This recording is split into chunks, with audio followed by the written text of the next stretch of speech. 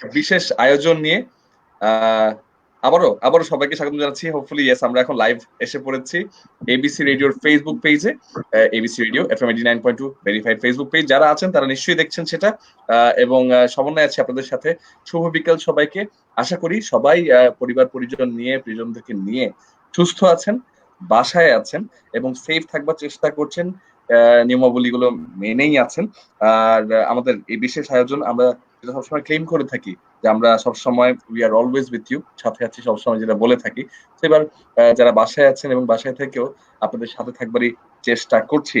আমাদের আজকের বিশেষ আয়োজনটা হচ্ছে গিয়ে, অনেকেরই কিন্তু হাঁটুতে প্রবলেম থাকে, অনেকেরই শোল্ডারের প্রবলেম থাকে, ঘাড়ে প্রবলেম থাকে, কাঁধে প্রবলেম থাকে, ব্যথা থাকে, এবং অনেকে এখন যারা বাসায় বসে আছেন, বাসায় বসে হয়তো শরীরটা স্টিফ হয়ে যাচ্ছে, শরীরটা একটু ম্যাজ ম্যাজ করছে। তো আপনার হাঁটুর ব্যথাগুলো একটু বেড়ে যেতে পারে, বা কাঁধের প্রবলেম গুলো বেড়ে যেতে পারে। হয়তো আপনার যে ডাক্তার দেখিয়ে থাকেন তার সাথে আলাপ করছেন, অনেকে হয়তো পারছেন না, এবং ভাবছেন যে কি করণীয়, যদি যেতে পারতাম ডাক্তারের কাছে।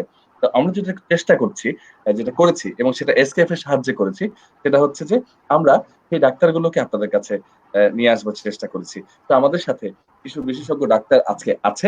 আমি শো এর যে বিশেষ নামটা আছে, আমরা পরশুদিন একটা শো করেছিলাম, তখন আমাদের সাথে কিছু স্পেশালিস্টরা ছিলেন। আজকে আমাদের সাথে অর্থ স্পেশালিস্টরা আছেন। তো voice of doctor powered by SKF এ আপনাদের সবাইকে স্বাগত জানাচ্ছি। আবারও বলছি, voice of doctor powered by SKF এ আপনাদের সবাইকে স্বাগত। আর শোল্ডার এন্ড নি হেলথ নিয়ে হচ্ছে আজকে আমাদের আয়োজন, এটি ডেডিকেট করে। আমাদের সাথে ডক্টর মোহাম্মদ মুরাদ হোসেন, উনি থাকছেন অ্যাজ এ মডারেটর। আসসালামু আলাইকুম। আমি বাকি ডক্টরদের একটু ইন্ট্রোডিউস করে মধ্যে আপনার কাছে দিয়ে দিচ্ছি। আমাদের সাথে প্রফেসর ডক্টর মোহাম্মদ হাসান মাসুদ আছেন, professor of orthopaedic surgery, sir Salimullah medical college and Mitford hospital. আমার সাথে প্রফেসর ডক্টর পারভেজ আসান আছেন, professor of orthopaedic surgery Ibn Sina medical college and hospital. এবং আমাদের সাথে doctor G M Jahangir Hossain আছেন, assistant professor arthroscopic surgeon, NITOR. সবাইকে আসসালামু আলাইকুম এবং welcome to the live on ABC radio, voice of doctor powered by SKF. আসসালামু আলাইকুম, ওয়েলকাম। জি দাদা, আসসালামু আলাইকুম। স্যার, আপনাদের সবাইকে আসসালামু আলাইকুম, এন্ড দর্শক যারা দেখতে পাচ্ছেন তাদের সবাইকে শুভ বিকেলের আন্তরিক অভিনন্দন এবং শুভেচ্ছা।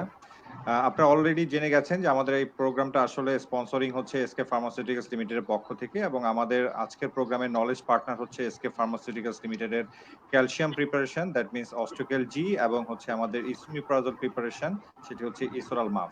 তো আমি আপনাদের সবাইকে, যারা দেখছেন, শুনছেন, বুঝছেন, সবাইকে আজকের অনুষ্ঠানে স্বাগত জানাচ্ছি। এবং সর্বোপরি আমাদের সাথে আজকে 3 জন বিশেষজ্ঞ চিকিৎসক আছেন।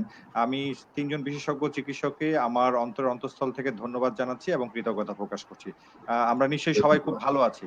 তো আমরা সরাসরি এখন অনুষ্ঠানে চলে যাচ্ছি। তো আমি প্রথমে প্রশ্ন করতে চাচ্ছি আমাদের আজকের প্রথম যিনি উত্তর করবেন, আমাদের শ্রদ্ধেয় professor doctor Hasan Masud sir. Sir, আপনার কাছে আমার প্রথম জানার বিষয় হচ্ছে, আমরা একটা জিনিস সবাই বলি, সেটা হচ্ছে হাঁটুর ব্যথা। আমরা ইয়াংরা বলি হাঁটুর ব্যথা, একটু এল্ডার এজ পেশেন্ট যারা, তারা বলি হাঁটুর ব্যথা, যারা স্পোর্টসম্যান তারা বলি হাঁটুর ব্যথা, এমনকি অনেক সময় বাচ্চারাও বলে হাঁটুর ব্যথা। আসলে এই হাঁটুর ব্যথা বলতে আমরা কি বুঝি এবং সাধারণত কি কি কারণে হাঁটুর ব্যথা হয়? স্যার, আপনি যদি আমাদেরকে একটু বলেন।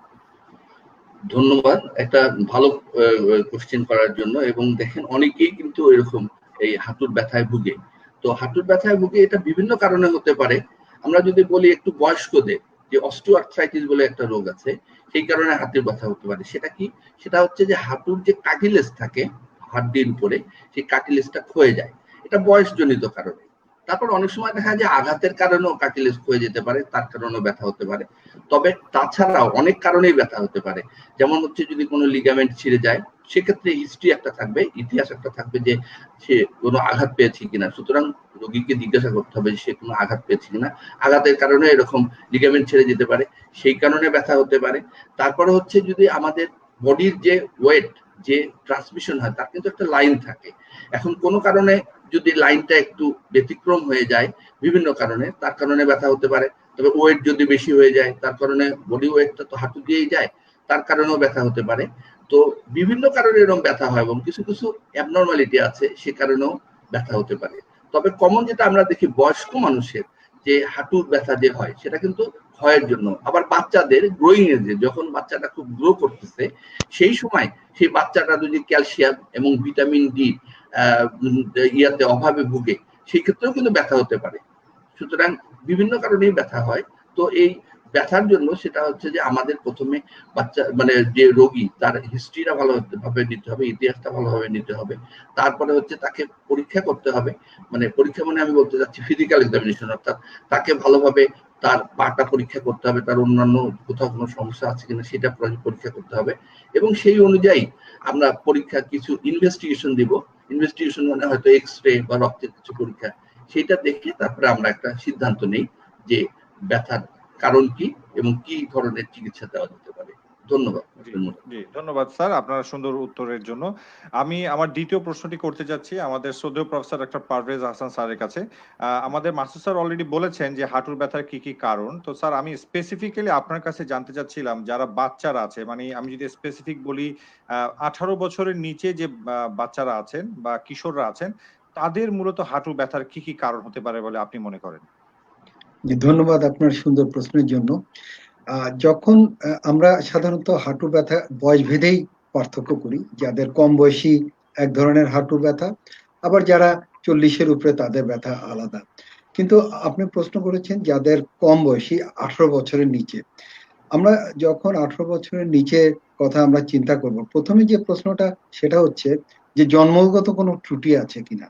জন্মগত ত্রুটির জন্য আমাদের হাঁটু ব্যথা হতে পারে, যেমন প্যাটেলার ডিসলোকেশন, কনজেনিটাল প্যাটেলার ডিসলোকেশনের জন্য হাঁটু ব্যথা হতে পারে। কনজেনিটাল ডিসকয়েড মেনিসকাস, যেটা হচ্ছে যে হাঁটুর ভিতরে এক ধরনের যে মেনিসকাস আছে, যেটা কার্টিলেজ, সেটা একটা শেপের মধ্যে একটা জন্মগত ত্রুটি থাকে, এবং অন্যান্য জন্মগত ত্রুটিটা আমরা আগে আলাদা করে নেব। তারপরে যখন আরেকটু বড় হয় তখন হাঁটুর বিভিন্ন ট্রমা কাজ করে, বাচ্চা বয়সে পড়ে যাওয়া বা আরেকটু বড় হলে যখন খেলাধুলা শুরু করে তখন এক ধরনের ব্যথা হয়।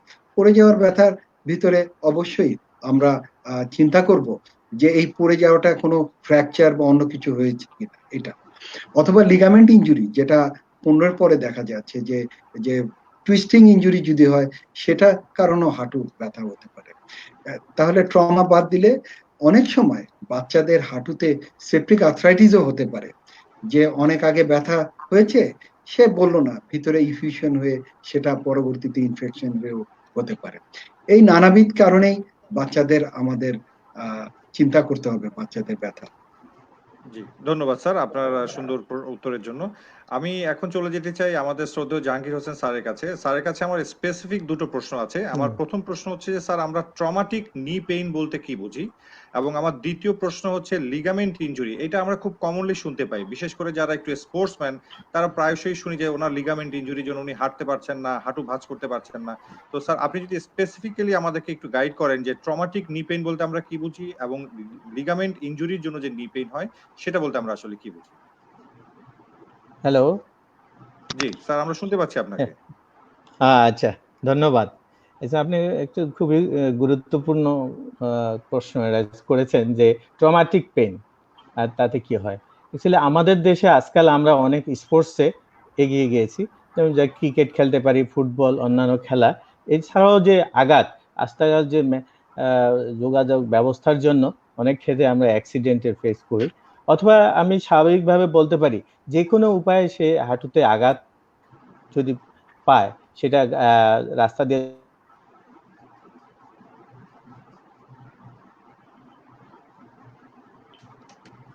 স্যারের কথা খেলতে গিয়ে হোক, এখন হ্যাঁ সেটা যেভাবে হোক সে তার হাঁটুতে আঘাত পেল। এই হাঁটুর আঘাতটা, হ্যালো আমাকে শুনতে পাচ্ছেন? শুনতে পাচ্ছি স্যার, শুনতে পাচ্ছি। হ্যাঁ, এই হাঁটুর আঘাতটা একটু অল্প থেকে শুরু করে মধ্যম বা তীব্র আঘাত এইভাবে যদি আমরা ভাগ করি তাহলে এটা বোঝা যাচ্ছে সে অল্প আঘাত পেতে পারে, মধ্যম টাইপের আঘাত পেতে পারে, আর তীব্র ধরনের হাঁটুর আঘাত পেতে পারে। সাধারণত আমাদের কাছে রোগীরা মধ্যম আর তীব্র ধরনের আঘাত নিয়ে আসে। ট্রমাটিক আঘাত যেটা, এটা সাধারণত সিভিয়ার ধরনেরই আঘাত নিয়ে রোগীরা সাধারণত আসে, এটা যে কোনো প্রকারে হোক। এখন এই ব্যথাটাকে আমরা যে হাঁটুর এই ট্রমাটিক আঘাতে কি হতে পারে, এটা সাধারণত যদি আমরা দেখি, এটা চামড়া থেকে শুরু হয়ে তারপর ভিতরে মাংসপেশি আছে, তারপরে বাইরের দিকে লিগামেন্ট আছে, তারপর হাঁটুর ভিতরের লিগামেন্ট কিছু আছে, যেটাকে আমরা কুশিয়েট লিগামেন্ট বলি, সাধারণত মেনিসকাস, এই ধরনের ইনজুরি। তারপর যদি আরো তীব্রতা ভাব দেখি তাহলে হাড় ভেঙেও আসতে পারে, জোড়া ছুটি নিয়েও আসতে পারে। এই ধরনের এই যে যতগুলো আমি বললাম এগুলো সব তার হাঁটুর ট্রমাটিক ইনজুরি। এই কথাটা যেহেতু আপনি বলছেন, এখন এই ইনজুরিগুলা যখন আসে, যেখানে ঘটে, সেসব অ্যাক্সিডেন্ট হোক বা খেলতে গিয়ে হোক, সেটাকে আমরা রুগীকে কি করা হয়, তখন সাথে সাথে যে আশেপাশে যারা থাকে অথবা রুগীর সাপোর্টিভ যারা খেলোয়াড়, যদি খেলতে থাকে খেলোয়াড় হয় অথবা থাকে, তাকে হাসপাতালে নিয়ে আসা হয়। আর নিয়ে আসার পরেই তাকে ইমার্জেন্সিতে আমরা দেখি তার কি কি ধরনের ইনজুরি হয়েছে। এই সবগুলা তার চামড়া হতে, মাসেল হতে, লিগামেন্ট হতে, বোন হতে, যত কিছু ইনজুরি হোক না কেন, সাথে সাথে তার আমরা দেখি যে তার রক্তনালী ঠিক আছে কিনা, তার স্নায়ু নার্ভগুলা ঠিক আছে, এগুলা সব কিছু আমরা ইমার্জেন্সিতে আসা মাত্রই তারপরে অ্যাসেস করি। তারপর প্রাইমারি চিকিৎসা দেয় হয়, কিভাবে দিতে হয়, তার হাঁটুটাই লম্বা করে রাখতে হয়, প্রথমে স্প্লিন বা সাপোর্ট দিতে হয়। তারপরে যদি প্রয়োজন বোধে এক্সরে করতে হয় সেটা করে দেখতে হবে হাড় বা জোড়া ছুটে আছে কিনা, হাড় ভেঙেছে কিনা। তারপর প্রয়োজন বোধে প্রাইমারি চিকিৎসা দেওয়ার পর দিতে শুরু করতে হবে।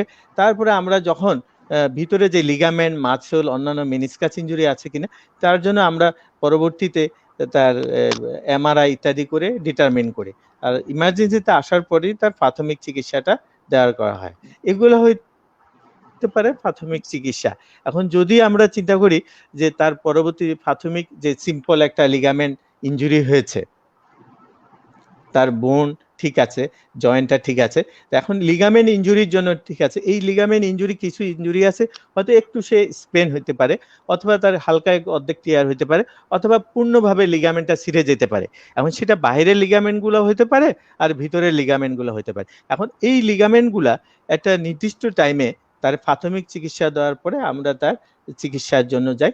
যেমন ধরি, মনে করি তার যে অ্যান্টেরিয়র ক্রুশিয়েট লিগামেন্ট ইনজুরি ছিঁড়েছে অথবা মেনিসকাস ইনজুরি হয়েছে, এই লিগামেন্ট ইনজুরিগুলা আমরা সাধারণত আজকাল যে অত ডিটেলস আমি বলতে যাব না, আজকাল আমরা অত্যাধুনিক আর্থ্রোস্কোপি যন্ত্রের সাহায্যে, এমআরআই এর সাহায্য নিয়ে তাকে ফিজিক্যাল এক্সামিনেশন করে দেখে, এটা আর্থ্রোস্কোপি যন্ত্রের সাহায্যে ছোট ছিদ্রের মাধ্যমে না কেটে আমরা লিগামেন্টগুলা তৈরি করে দিতে পারি। এবং সেই একটা নির্দিষ্ট সময়ের পরে পরবর্তীতে লিগামেন্ট তৈরি করার একটা নির্দিষ্ট নিয়ম কানুনের মাধ্যমে ব্যায়াম করে তার পূর্ণ স্বাভাবিক অবস্থায় সাধারণত 3 মাসের মধ্যে আমরা তার পূর্বের অবস্থায় সে ফিরে যেতে পারে। সে যদি খেলোয়াড় হয় সে খেলতে চলে যেতে পারে, সে যদি নর্মাল অ্যাক্টিভিটি লাইফ জীবনে তাহলে সে ফিরে যেতে পারে। জি হ্যাঁ, স্যার, এই অসংখ্য আপনি ধন্যবাদ। জি ধন্যবাদ স্যার। আমি একটা আচ্ছা। প্রশ্ন করতে চাচ্ছি। আমরা এসএমএস এর মাধ্যমে একটি প্রশ্ন পেয়েছি। আমাদের আশিক বলে একজন দর্শক উনি প্রশ্ন করেছেন। একজন ফিমেল পেশেন্ট, ওনার বয়স হচ্ছে অলমোস্ট 60 ইয়ার্স অফ এজ, 60 বছর বয়স। উনি দীর্ঘদিন ধরে হাঁটুর ব্যথায় ভুগছেন। মূলত আমি কথাতে যেটা বুঝতে পারছি সেটা হচ্ছে অস্টিও আর্থ্রাইটিস, এবং উনি এই অস্টিও আর্থ্রাইটিসের জন্য বিভিন্ন ধরনের ওষুধ খাচ্ছেন, পাশাপাশি উনি লাইট এক্সারসাইজ করতেন। বাট এখন রমজান উপলক্ষে এবং কোভিড সিচুয়েশনের জন্য উনি ঠিক এক্সারসাইজ করার জন্য, জগিং করার জন্য বাইরে বেরোতে পারছেন না। কিন্তু উনি এখন বাসায় বসে কি করতে পারেন, সেই ক্ষেত্রে যদি হাসান মাসুদ স্যার আপনি কিছু বলেন। জি ধন্যবাদ। না, এই বয়সে আসলে এরকম ব্যথা হতেই পারে, কারণ বয়স বললেন যে 60 ইয়ার্স এর মতো। তো এই ক্ষেত্রে যেটা হয় যে হাঁটুর কার্টিলেজ ক্ষয়ের জন্য, যেটাকে আমি আগেই বললাম আমরা যে অস্টিও আর্থ্রাইটিস, তো অস্টিও আর্থ্রাইটিস এর এখন কতগুলি স্টেজ ট্রিটমেন্ট আছে। সেই ট্রিটমেন্টটা কি, যে প্রথম পর্যায়ে আমরা যেটা করি তাকে বলি যে কিছু পেইন কিলার আমরা দেই। তারপর হচ্ছে তাকে লাইফস্টাইল মডিফিকেশন করতে বলি। লাইফস্টাইল মডিফিকেশন কি, সে যদি কাজ আগে করতো সেগুলিতে একটু চেঞ্জ আনা। কিরকম সেটা, ধরেন যে এই যে পায়খানা পেশাব যেটা হয়তো নিচে প্যানে করতেন, সেটাকে আমরা বলি যে একটু হাই কমোডে করতে। তারপরে আমরা বলি যে সিঁড়িতে উঠে নামাটা কম করতে। তারপরে বলি যে হাঁটু ভেঙে, অর্থাৎ হাঁটুর জন্য 90 ডিগ্রির বেশি বেন্ড না করে বসেন, এটা বলি আমরা। তারপরে হচ্ছে যে ওয়েটটা কমানোর জন্য বলি, এবং সর্বোপরি আমরা যেটা বলি যে একটু ফিজিওথেরাপি করার জন্য, অর্থাৎ ব্যায়াম করার জন্য। এখন উনি এই কোভিড সিচুয়েশনে তো বাইরে কোথাও গিয়ে ফিজিওথেরাপি করা সম্ভব না, সেক্ষেত্রে উনি যেটা করতে পারেন যে বাসায় কিছু কিছু ব্যায়াম আছে, ওগুলি করতে পারেন। যেরকম হচ্ছে যে হাঁটুটা সোজা করে শূন্য উঁচু করে 10 সেকেন্ড পর্যন্ত বানা এক একটা হাঁটু, তারপরে হাঁটুর নিচে একটা বালিশ দিয়ে হাঁটু দিয়ে চাপ দেওয়া, চাপ দিয়ে 10 সেকেন্ড ধরে রাখা। হ্যাঁ, তারপরে হচ্ছে যে হাঁটু ভাঁজ করা, তারপরে হলো যে যে পায়ের যে পাতা আছে, আমার মনে হয় আমরা মাসুদ স্যারকে শুনতে পাচ্ছি না। হ্যালো, সমন্বয়দা, আমরা কি মাসুদ স্যারকে শুনতে পাচ্ছি? জি, আমি শুনতে পাচ্ছি। জি জি, ওকে। হ্যাঁ আমরা শুনতে পাচ্ছি। জি। তো পায়ের পাতা নাড়ানো, উপরে নিচে করা, এই ব্যায়ামগুলি করলে আস্তে আস্তে দেখা যায় যে কিছুটা ব্যথা কমে যায়। এবং তার সঙ্গে সঙ্গে উনি যেটা করতে পারেন এখন, যে নাপা এক্সটেন্ড একটা ট্যাবলেট আছে, ওটা হয়তো উনি 2 বেলা খেতে পারেন, কারণ অন্যান্য ধরনের এনএসআইডি যেগুলো আছে সেগুলো আসলে রোগী দেখেই দেওয়া ভালো। তো নাপা এক্সটেন্ডটা কিন্তু উনি ইউজুয়ালি 2 বেলা খেতে পারেন, ইফতারের সময় আর সেহরির সময়। আর হলো যে কিছু সাপ্লিমেন্ট আছে, যেমন হাইলোনিক অ্যাসিড বাজারে পাওয়া যায়, তো এইগুলি খেতে পারেন, তাহলে ব্যথাটা কিছুটা কম থাকবে। এবং পরে যখন এই সিচুয়েশনটা চলে যাবে, হয়তো কোনো বিশেষজ্ঞের পরামর্শ নিয়ে বাকিটুকু উনি ইয়ে করবেন।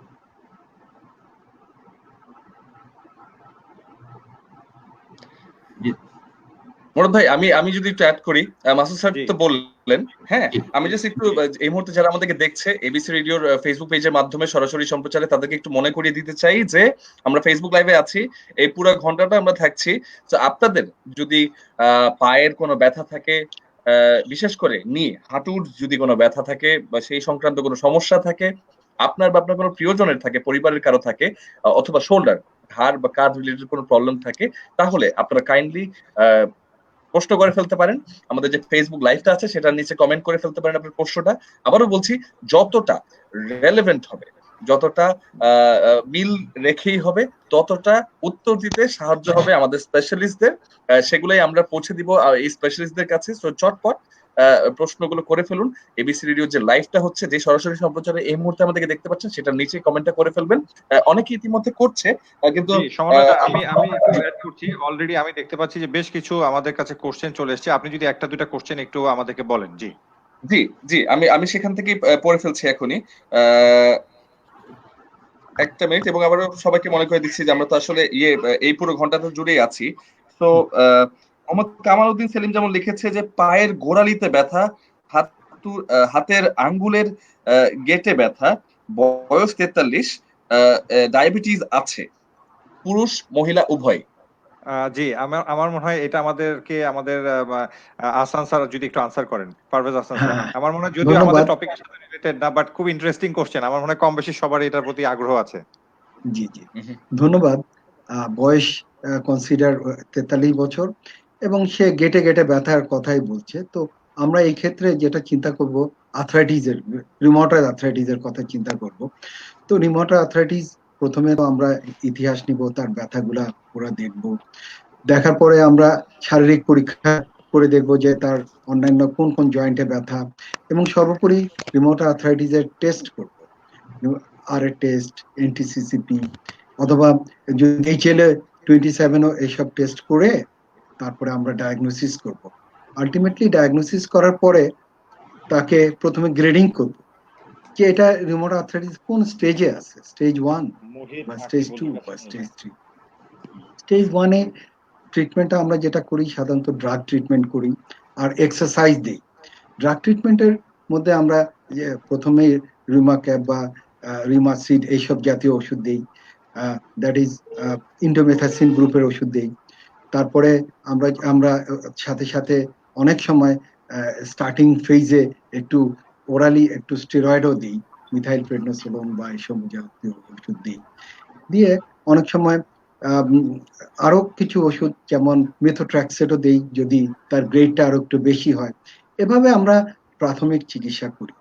প্রাথমিক চিকিৎসা যদি আমরা ব্যর্থ হই, আমরা দেখব যে এটা কোনো বড় বড় জয়েন্টে এফেক্ট করেছে কিনা, লাইক হিপ জয়েন্ট বা নি জয়েন্টে কোনো এফেক্ট করেছে কিনা। যদি দেখি এটা লেট স্টেজ, হ্যাঁ জি স্যার কন্টিনিউ করেন স্যার। জি জি, তো স্টেজ অনুযায়ী আমরা ট্রিটমেন্ট করব। এখানে আমাদের দেশে যে সিস্টেম অফ ট্রিটমেন্ট, এখানে রিউমাটোলজিস্টও এখানে অনেক সময় তারা আর্লি স্টেজ বা মিডল স্টেজে চিকিৎসা করে। স্টেজের চিকিৎসার ভিতরে তারা বিভিন্ন ডিজিজ মডিফাইং ড্রাগসও তারা অ্যাপ্লাই করে। এবং যখন এই ওরাল ট্রিটমেন্ট বা কনজারভেটিভ ট্রিটমেন্ট বা রিউমাটোলজিস্টের ট্রিটমেন্ট যখন শেষ হয়ে যাবে, আমরা তখন চিন্তা করব যে হাঁটুতে আমরা মানে দ্যাট ইজ সার্জিক্যাল ট্রিটমেন্ট করব কিনা। জি জি লাইক ধন্যবাদ যদি স্যার। অ্যাডভান্টেজ অফ অস্টিওআর্থ্রাইটিস নিতে হয়, এই আর কি। জি ধন্যবাদ স্যার। আমি এখন একটু জাহাঙ্গীর স্যারের কাছে যেতে চাই। জাহাঙ্গীর স্যারের কাছে আমার খুব ইন্টারেস্টিং একটা প্রশ্ন আছে। সেটা হচ্ছে কিছু কিছু পেশেন্ট আছে যারা বিভিন্ন মুভমেন্টের সময় ব্যথা অনুভব করে। তো আমার প্রশ্ন হচ্ছে যে এই মুভমেন্টের সময় সে কেন ব্যথাটা অনুভব করে? যদি আমরা স্পেসিফিক্যালি বলি যে this is not only in the নি, শুধু হাঁটুতেই না, সে হাঁটতে গেলে তার পায়ের গোড়ালিতে ব্যথা অনুভব করে, কখনো সে ঘাড়ে ব্যথা অনুভব করে, কখনো কোমরে ব্যথা অনুভব করে। ঠিক এরকম মুভমেন্ট রিলেটেড পেইন গুলো জয়েন্টে কেন হয়? আচ্ছা, ধন্যবাদ। এটা ওই যে বলা হয় না যে ডাক্তার সাহেব আমার শরীরে বিভিন্ন অঙ্গে ব্যথা করে, শুধু জি যে অঙ্গটা না, জয়েন্ট, মাসেল। এখানে ঠিক করে বলেন তো, আপনার ব্যথাটা কি মাংসপেশিতে নাকি জোড়ায় জোড়ায়? তখন অনেকে বলে, এই যে আপনি বললেন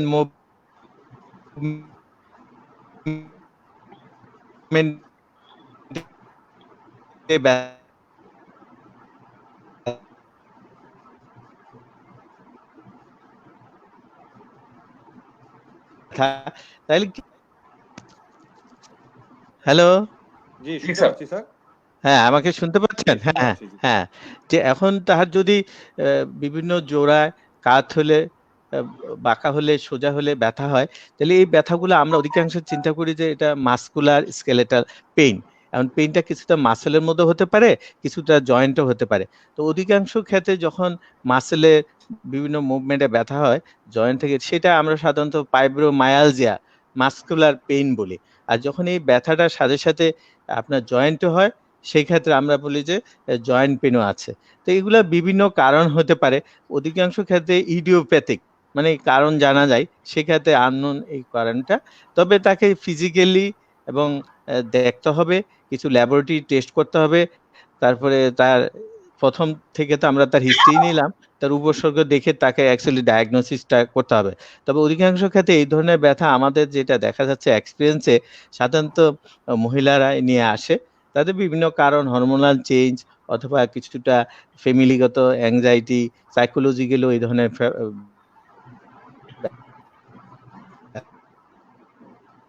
ব্যথা নিয়ে আসে। তো আমরা কিছু চিকিৎসা দিয়ে থাকি, তার কিছু ফিজিক্যাল এক্সারসাইজ ইম্পর্টেন্ট, এটা দেই। তারপরে কিছু সাথে সাথে পেন কিলার, অ্যানালজেসিক দিয়ে থাকি। এখন অ্যাকচুয়ালি আমি হ্যাঁ, এটা আমরা এইভাবেই উত্তরটা আমরা সাজিয়ে দিতে পারছি।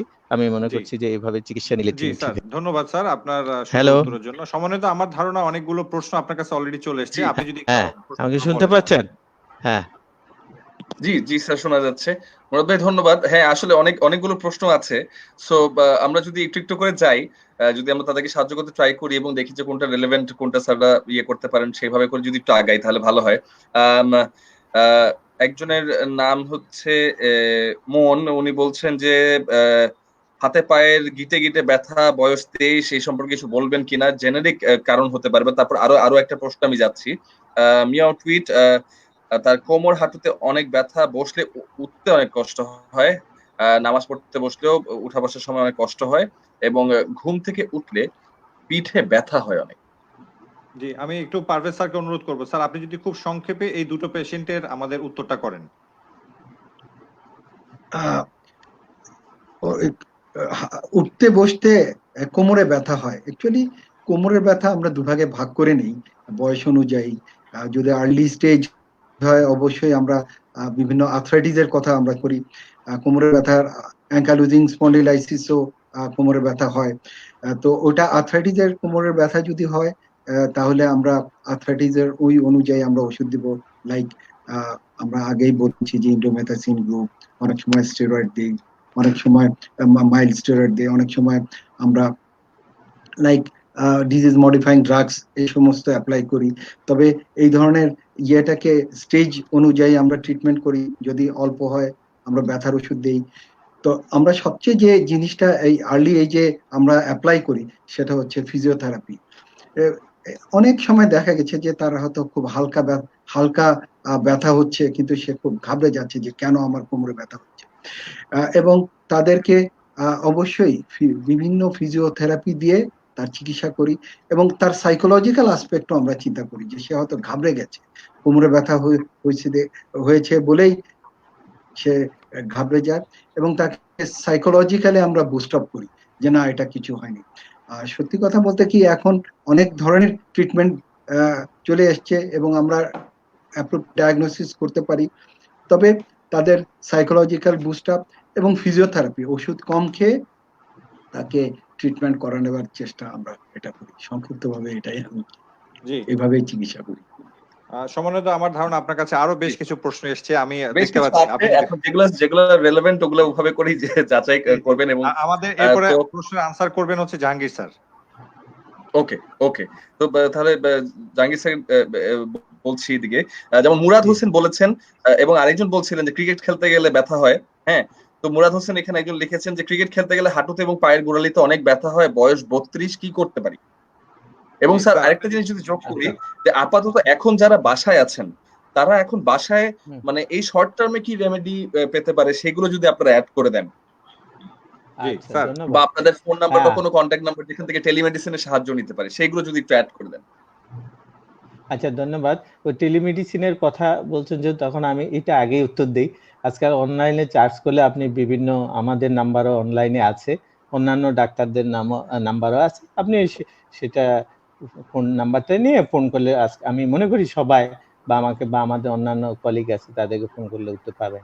এখন যেটা হলো, ক্রিকেট খেলতে গিয়ে যে তার হলো হাঁটুতে ব্যথা হয়, কাঁধে ব্যথা হতে পারে, তা আমি একটু সময় নিয়ে বলি, সে যদি একজন সে স্পোর্টসম্যান, খেলতে গিয়ে এখন বল করতে গিয়ে বা দৌড়াইতে গিয়ে ব্যথা হয়, তাহলে এটা যদি সে দুই ধরনের প্লেয়ার হইতে পারে, এটা হলো এমএসআর প্লেয়ার, যেটা হলো শৌখিন, মানে মাঝে মাঝে খেললাম, আর একটা হলো পেশাগত প্লেয়ার, সে রেগুলার নিয়মিত খেলে, ক্লাবে খেলে, টিমে খেলে।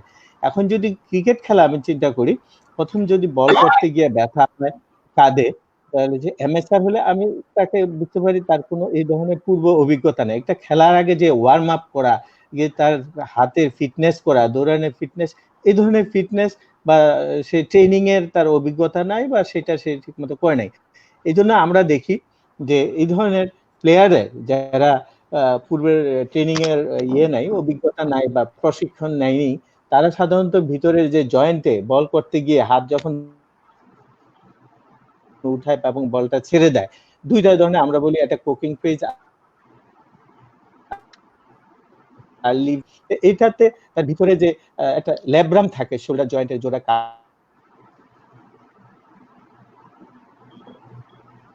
হয়েছে, তো এই ইনজুরিটার জন্য সে শক্তি, এমন একটা দীর্ঘদিন যদি এভাবে চলতে থাকে, তাহলে তার খেলতে খেলতে এমন একটা বল করার শক্তি হারিয়ে ফেলবে। এটাকে আমরা তাকে ফিজিক্যালি বা তারপরে তাকে প্রয়োজনে এক্সরে এমআরআই করে ডিটেক্ট করি যে তার ভিতরে লিগামেন্ট বা ল্যাব্রামের ইনজুরি হয়েছে কিনা। আমরা যদি দেখেন, ওর যেমন তার ল্যাব্রাল ইনজুরি হয়েছিল, শোল্ডার, ইংল্যান্ডে অপারেশন করে সে এখন ভালো খেলতে পারে। তার মানে আমাদের দেশে অধিকাংশ প্লেয়াররা যারা আনডায়াগনোসিস থাকে বা ডাক্তারের কাছে আসে না বা ওদের মধ্যে সাপোর্ট পায় না যে ভালো চিকিৎসা নেওয়ার জন্য, এদের ল্যাব্রাম ইনজুরি হয়। এই জন্যই তারা অতি তাড়াতাড়ি প্লেয়ার খেলা থেকে তারা বিরত থাকে, তার অরিজিনাল খেলাটা দেখাতে পারে না। আমি মনে করি যে এদের ভালো ডাক্তারের পরামর্শ নেওয়া, নিলে তার রোগটা আর্লিতে ধরা পড়বে, তারপর চিকিৎসা বা ফিজিওথেরাপি পূর্ব অবস্থায় ফিরে আসবে এবং খেলায় দ্রুত ফিরে। জি, আমার মনে হয় সম্ভবত আমরা উত্তরটা পেয়েছি। আমরা মনে হয় উত্তরটা আমি কি পেয়েছি। বলবো না, দাদা আপনি যদি আরো কিছু প্রশ্ন কন্টিনিউ করেন।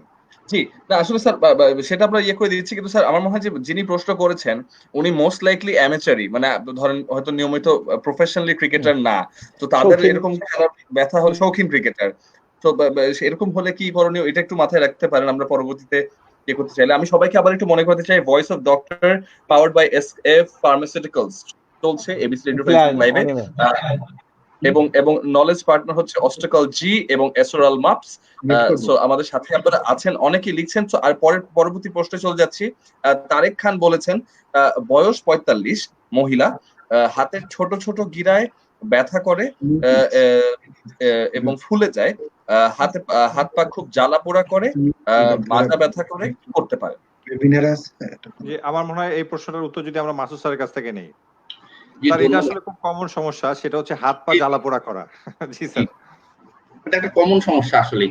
আর উনি যেটা বলেছেন প্রথমেই যে ছোট ছোট জয়েন্টে, হাতের ছোট ছোট জয়েন্ট যেগুলো আছে ফিঙ্গারে, ওগুলি জয়েন্টে ব্যথা করে এবং ফুলে যায়। তো এটাই প্রথমে আসছি, সেটা হচ্ছে যে এরকম যে হাতের যে জয়েন্ট গুলি, এরকম যে ছোট ছোট জয়েন্ট যখন ফুলে যায়, তখন আমাদের প্রথমেই যেটা মাথায় আসে সেটা হচ্ছে রিউমাটয়েড আর্থ্রাইটিস। মানে এটাও এক ধরনের বাত। রিউমাটয়েড আর্থ্রাইটিসের কারণে এরকম হাতের ছোট ছোট জয়েন্ট ব্যথা করে এবং ফুলে যায়, এবং সাধারণত মর্নিং স্টিফনেস হয়, মানে হচ্ছে সকালের দিকে হাত পা এগুলো শক্ত হয়ে আসে। এটা একটা বলেছেন। আমি বলেছেন যে কোমরেও ব্যথা হয়, তো এটাও একটা কমন জিনিস, কোমরে ব্যথা। তো অনেক সময় এটার কারণ রিউমাটয়েড আর্থ্রাইটিস হয়, অনেক সময় অন্যান্য কারণে হতে পারে, কিছু মেকানিক্যাল কারণে হতে পারে, যেমন এই যে কোমরের যেটা বললেন মেকানিক্যাল ব্যাক পেইন হতে পারে।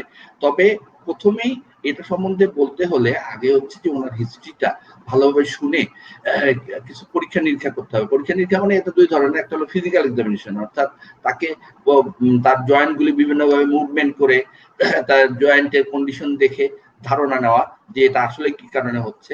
এবং আরেকটা জিনিস হচ্ছে উনি বলেছেন যে জ্বালাপোড়া করে। এই জ্বালাপোড়াটাও কিন্তু বিভিন্ন কারণে হতে পারে। একটা হতে পারে যে নার্ভের উপর অর্থাৎ স্নায়ুর উপর কোনোখানে কোনো কম্প্রেশন বা চাপ পড়ছে, সেই কারণে হতে পারে। যেমন হচ্ছে যে কোমরে হয়তো নার্ভের উপর চাপ পড়ছে, ওনার হয়তো প্রোলাপস লাম্বার ইন্টারভার্টিব্রাল ডিস্ক আছে, সেটার কারণে কোমরে চাপ পড়ছে নার্ভের উপরে, ওই সেই জন্য তার পায়ে ব্যথা হচ্ছে। অথবা দেখা যাচ্ছে যে হাতে ব্যথা আসছে, হাতে জ্বালাপোড়া করছে। হাতে এটা হতে পারে যে ঘাড়ে যদি কোনো নার্ভের উপরে চাপ পড়ে, তাহলে এরকম এই হাতেও জ্বালাপোড়া করতে পারে। অনেক সময় দেখা যায় যে আয়রনের কমতির কারণেও জ্বালাপোড়া হতে পারে, অনেক সময় ভিটামিন ডি, ক্যালসিয়াম এসবের কমতির কারণেও হতে পারে। তো সেই জন্যই আমরা পরীক্ষা করে তাকে কিছু আমরা ইনভেস্টিগেশন অর্থাৎ পরীক্ষা নিরীক্ষা, যেমন হচ্ছে যে এক্স রে, তারপর হচ্ছে রক্তের পরীক্ষা, তারপর রক্তেরও বিভিন্ন ধরনের পরীক্ষা আছে, ভিটামিন ডি লেভেল থেকে শুরু করে অন্যান্য পরীক্ষা। তারপরে হচ্ছে যে যদি নার্ভ কম্প্রেশন থাকে সেই ক্ষেত্রে আমরা নার্ভ কন্ডাকশন টেস্ট করাই অথবা এমআরআই করাই। তো এইসব পরীক্ষা নিরীক্ষার মাধ্যমে তাদেরকে আমরা একটা গাইডলাইন দেওয়ার চেষ্টা করি। এবং এই যে জ্বালাপোড়া করা বলছেন বা এটা প্রথমে উনি হয়তো একটু ক্যালসিয়াম ট্রাই করতে পারেন, কিন্তু যদি এক্সাক্ট কজটা আমরা জানতে চাই তাহলে কিন্তু এই পরীক্ষাগুলি করতে হবে। যেমন আমি বললাম যে ওনার ছোট ছোট জয়েন্টে ব্যথা হয়, এই জন্য রিউমাটয়েড আর্থ্রাইটিসের আমাদের কিছু পরীক্ষা আছে, আরএ টেস্ট, তারপরে এন্টিসিসিপি অ্যান্টিবডি বা অন্য এই ধরনের টেস্টগুলি করিয়ে আমাদের কনফার্ম হতে হবে যে কোন ধরনের তারপরে আমরা তাকে সেই ধরনের চিকিৎসা দিতে পারি। এবং এইগুলি কিন্তু আসলে কমন ধরনের ব্যথার কারণ, এবং কারণটা আসলে এক্স্যাক্টলি জানা দরকার। এই জন্যই কিছু পরীক্ষা নিরীক্ষা করা দরকার। পরীক্ষা নিরীক্ষা করে আমরা তাকে চিকিৎসা দিতে পারি। তবে সাধারণভাবে বললাম যে ক্যালসিয়ামের সাপ্লিমেন্ট, তারপর হচ্ছে অনেক সময় আমরা কিছু ভিটামিন ভিটাবিয়ন বা এই ধরনের সাপ্লিমেন্ট আমরা দিয়ে থাকি, B1, B12, B6 এই সাপ্লিমেন্ট গুলি দিয়ে থাকি। তো এইভাবে আমরা তাকে একটা গাইডলাইন দিতে পারি। জি ধন্যবাদ স্যার। সমন্বয়ত আমি একটা প্রশ্ন না নিয়ে পারছি না, আমি একটু আপনাকে ইন্টারাপ্ট করে দিলাম। আমি একটা প্রশ্ন নিচ্ছি।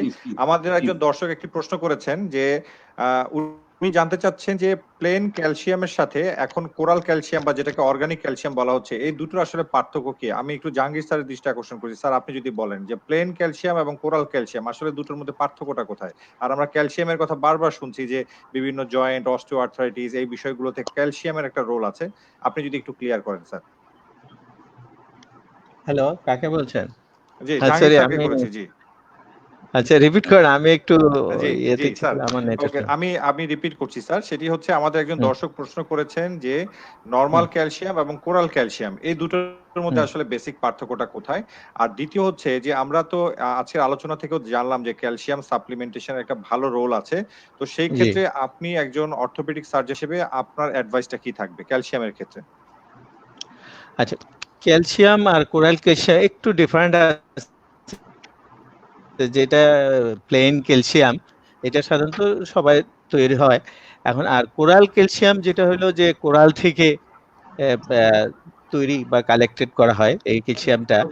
এই ক্যালসিয়াম তবে আমাদের থেকে যারা আছে তো ফার্মাসিস্ট তারা বেশি আরো ভালো এক্সপ্লেন, বা আপনারা যারা ফার্মাসিউটিক্যালস কোম্পানির সাথে জড়িত তারা। তবে এই পার্থক্য হলো যে এই ক্যালসিয়ামের যে অন্যান্য কম্পোনেন্ট যে আছে কোরাল থেকে যে ক্যালসিয়ামটা কালেক্ট করা হয় এটা সাধারণত বডিতে বলা হয়ে থাকে এটা বেশিতে অ্যাবজর্পশন হয় এবং এটা টার্গেটিং পয়েন্ট যেগুলো আছে প্রয়োজন সেটা ফুলফিল করতে সাহায্য করে।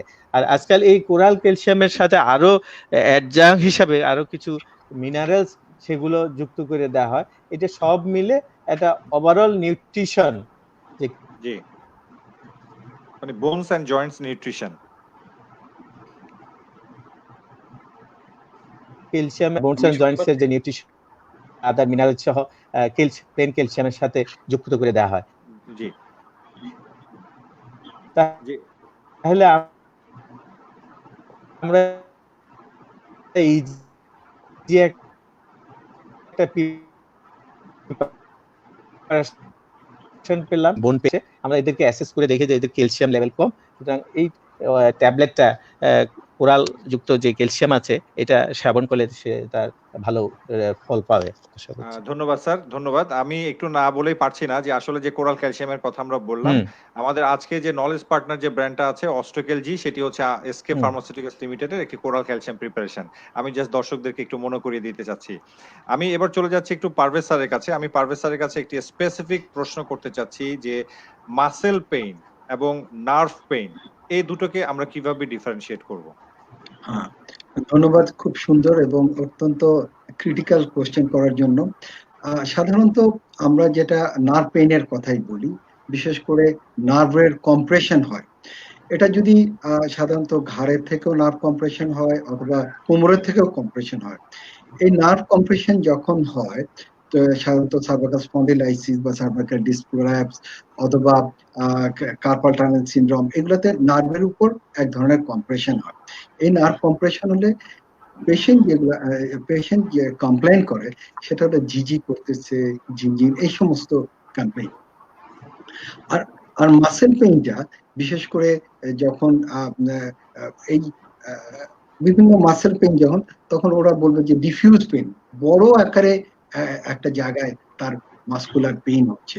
তো যাই হোক, নার্ভ পেইন আমরা সাধারণত ডায়াগনোসিস করি সাধারণত এনসিভি টেস্ট করে, nerve velocity, nerve conduction velocity test করে আমরা সাধারণত নার্ভের টেস্ট গুলা করি এবং ওই টেস্ট করার পরে আমরা ডিকম্প্রেশন করি, like carpal tunnel syndrome decompression, ওই কার্পাল টানেলের উপরে যে প্রেসার পড়ে কার্পাল টানেল রিলিজ করে আমরা যেটা ট্রিটমেন্ট করি। এবং এটা সাধারণত নার্ভ কম্প্রেশন যদি ডিকম্প্রেশন না করি এটা ভালো হয় না। মাসকুলার পেইন, যেমন মাসকুলার পেইন মাসেল স্পাজম হয়, কোমরে দীর্ঘক্ষণ বসে থাকলে আমাদের মাসেল স্পাজম হয় এবং ওই পেইনটা সাধারণত মাসেল রিল্যাক্সেন্ট ওষুধ দিয়ে আমরা রিলিভ করি। কিন্তু ওই যদি নার্ভ কম্প্রেশনের যে পেইনটা, ওখানে কিন্তু আবার মাসেল রিল্যাক্সেন্ট দিয়ে আমরা ট্রিটমেন্ট করতে পারি না। সেজন্য মাসকুলার পেইন এবং যে নার্ভের পেইনটা আলাদা করে ফেলি, বিশেষ করে খুব typically nerve compression, nerve conduction velocity test করে। জি, ধন্যবাদ স্যার। সমন্বিত, আমি খুব ইন্টারেস্টিং একটা প্রশ্ন পেয়েছি, প্রশ্নটা না করে পারছি না, আমি এই প্রশ্নটার লোভ সামলাতে পারছি না, সেই জন্য প্রশ্নটা করছি। আমাদের একজন দর্শক প্রশ্ন করেছেন, উনি প্রতিদিন সকালে জগিং করেন, উনি প্রতিদিন সকালে হাফ অ্যান আওয়ারের মতো জগিং করেন এবং ইভিনিং এ হাফ অ্যান আওয়ারের মতো জগিং করেন, বাট কোভিড প্রবলেমটা শুরু হওয়ার পর থেকে উনি বাইরে যে জগিং করতে পারছেন না অথবা উনি অ্যালাউ হচ্ছেন না। এখন ওনার প্রশ্ন হচ্ছে যে উনি বাসায় বসে কিভাবে এই জগিংটাকে কন্টিনিউ করবেন। মাসুদ স্যার, আপনি যদি একটু কন্টিনিউ করেন। জি, আসলে এটা একটা মানে এই কোভিড এর সময় এটা একটা আসলে প্রবলেম যে বাইরে যে কেউ জগিং করতে পারছেন না, এখন সেটার জন্য বাসায় কিভাবে করবেন।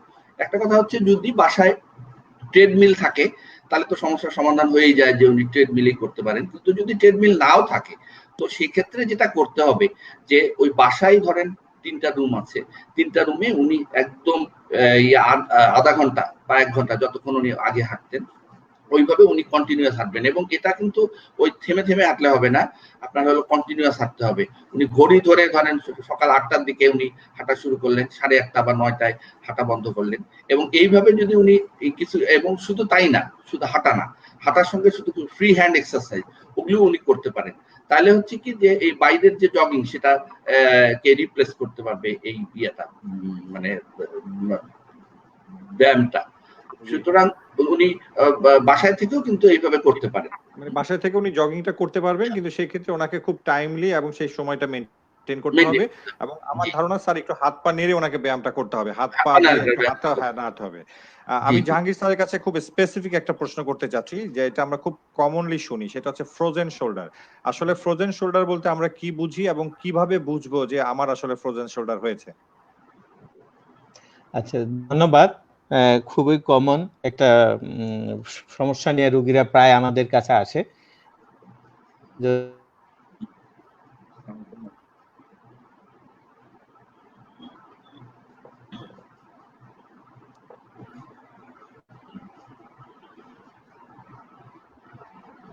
আমরা কি জাহাঙ্গীর স্যারকে শুনতে পাচ্ছি? শোনা যাচ্ছে না মনে হয়। হ্যাঁ, আমরা জাহাঙ্গীর স্যারকে মনে হয় শুনতে পাচ্ছি না। আবার স্যার আপনি কি কানেক্ট হয়েছেন, রিকানেক্ট হয়েছেন জাহাঙ্গীর স্যার? জাহাঙ্গীর স্যার আপনি কি আমাদেরকে শুনতে পাচ্ছেন? হ্যালো, হ্যাঁ স্যার আপনি হ্যালো, শুনতে পাচ্ছেন? হ্যাঁ, এখন শুনতে পাচ্ছি। হ্যাঁ এবার শুনতে পাচ্ছেন। জি জি, সরি ইন্টারাপশন। যেটা হলো, এখন প্রথম আমাকে একটু জানতে হবে যে ফ্রোজেন শোল্ডারটা কি।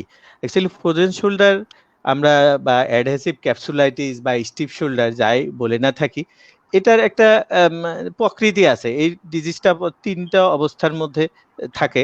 যেমন প্রথম অবস্থায় তার ব্যথা হবে শোল্ডারে, কাঁধে। দ্বিতীয় অবস্থায় জোড়াটা জমে যাবে, স্টিফ হবে। তার পরবর্তী অবস্থায় যেটা রেজুলেশন বা গলে যাবে, বরফ গলার মতো।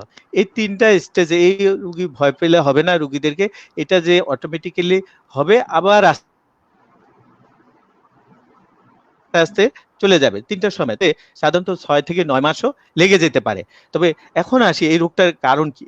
তো এই রোগটা কারণ ছাড়াও হতে পারে, 1 নম্বর কথা যদি আমি বলি। দ্বিতীয়ত হলো, সাধারণত যাদের হার্ট ডিজিজ থাকে, যাদের লাংস ডিজিজ থাকে, তাদের যে সিবিডি বা ব্রেইনের সমস্যা থাকে, এই ধরনের কারণে মোস্ট ইম্পর্টেন্ট যেটা হলো আমাদের কাছে আসে, সেটা ডায়াবেটিস পেশেন্ট। এদের এই ফ্রোজেন শোল্ডার হয়ে থাকে। এছাড়া যে কোনো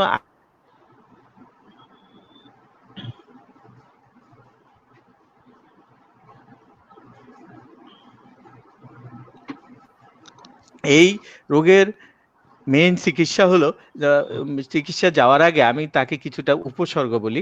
যেমন এই ফ্রোজেন শোল্ডারের ক্ষেত্রে সাধারণত রুগী বা চিকিৎসক কেউই তার হাতটা নাড়াতে পারে না। যেমন হাত পিছনে নিতে পারে না, প্যান্টের পকেটে হাত দিতে পারে না, জামা কাপড় খুলতে পড়তে অসুবিধা, যা হাত উপরে তুলে কিছু মাথা চিরুনি করতে পারে না, মানে নিত্য নৈমিত্তিক নড়তে গেলে জোড়াটা জমে থাকে, ব্যথা। এখন এই ব্যথার কারণটা প্রথম থাকে, তারপর জমে যায়, তারপর আস্তে আস্তে গলে যায়। তবে তার 1 নম্বর চিকিৎসা হবে ব্যায়াম, ব্যায়াম, ব্যায়াম। আমি 3বার বলছি। এবং এটা ঘরে বসেই সে যদি নিয়মিত একটা নির্দিষ্ট উপায়ে হাতটাকে প্রথম থেকে শুরু করে সামনের দিকে, পাশের দিকে, ঘাটা মাথার উপরের দিকে এবং পিছনে পিঠের দিকে নিতে চেষ্টা করে, এবং এটা চলতেই থাকবে, ব্যথা হোক আর যাই হোক। এটা এই ব্যায়ামটা চলতে চলতে দেখো এমন একটা টাইমে 6 থেকে 9 মাসও লেগে যেতে পারে তার রোগটা সারতে। সাথে সাথে তাকে কিছু ব্যথার ওষুধ খেতে হবে, কিছু মাসেল রিল্যাক্সেন্ট খেতে হবে। সাধারণত আমরা এটা দেখি যে যাদের ডায়াবেটিস, যাদের বয়স্কদের হয়, সাধারণত ন্যাপ্রক্স অ্যানালজেসিক ব্যথার ওষুধ আমরা বলে থাকি। সাধারণত ইসোরাল মাপ, সাথে একটা গ্যাস্ট্রিকের ওষুধ বলে থাকি। তাছাড়া কিছু মাসেল রিল্যাক্সেন্ট আছে, ফ্যানোব্যাক, এটি খেতে পারে। তবে চিকিৎসকের পরামর্শ নিতে হবে যে ব্যায়াম, ব্যায়াম, ব্যায়াম, ব্যায়ামে ফিরে আসবে। তবে দীর্ঘদিন যে যদি ব্যায়াম না,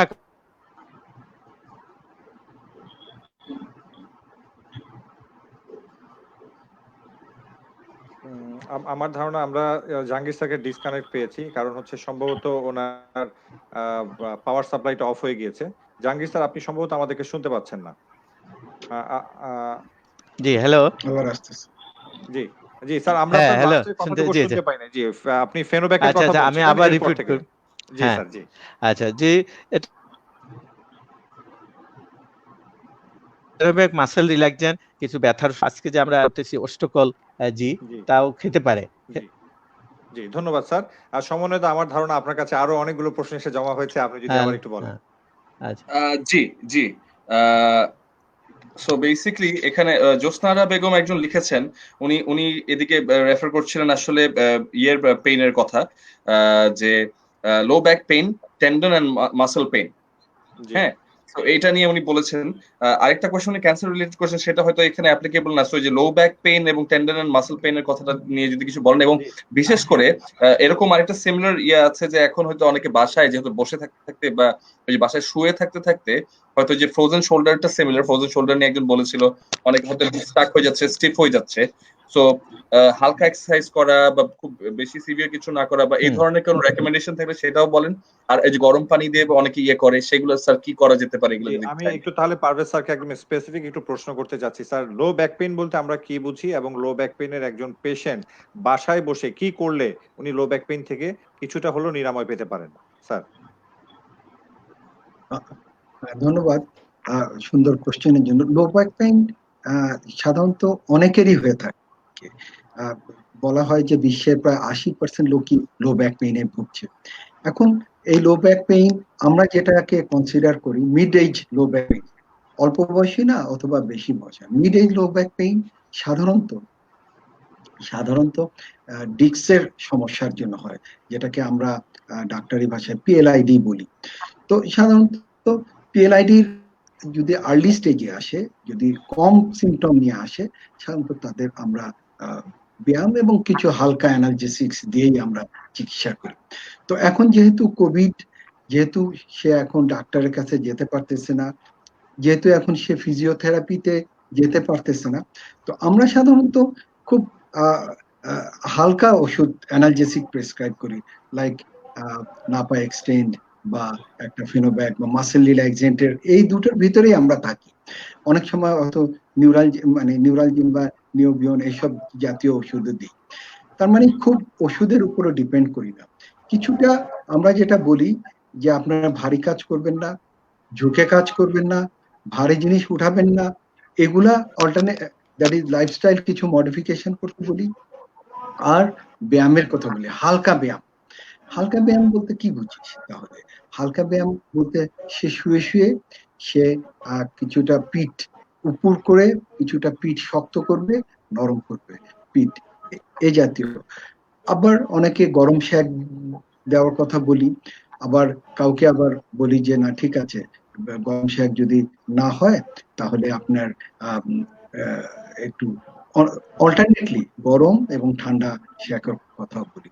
তো এর বেশি তো সে এই কোভিড এর সময় করতে পারবে না, আমরা এর মধ্যেই সীমাবদ্ধ থাকতে বলি। আচ্ছা, কেন? কারণ সে যদি ইসে যায়, ওষুধের দোকানে যায়, ওষুধের দোকানে খুব একটা কঠিন একটা ব্যথার ওষুধ দিয়ে দিবে, এবং এতে করে তার আরো সাইড এফেক্ট বলতে তার পেটে ব্যথা শুরু হবে, তার মুখের রুচি কমে যাবে এমনি রোজার দিন।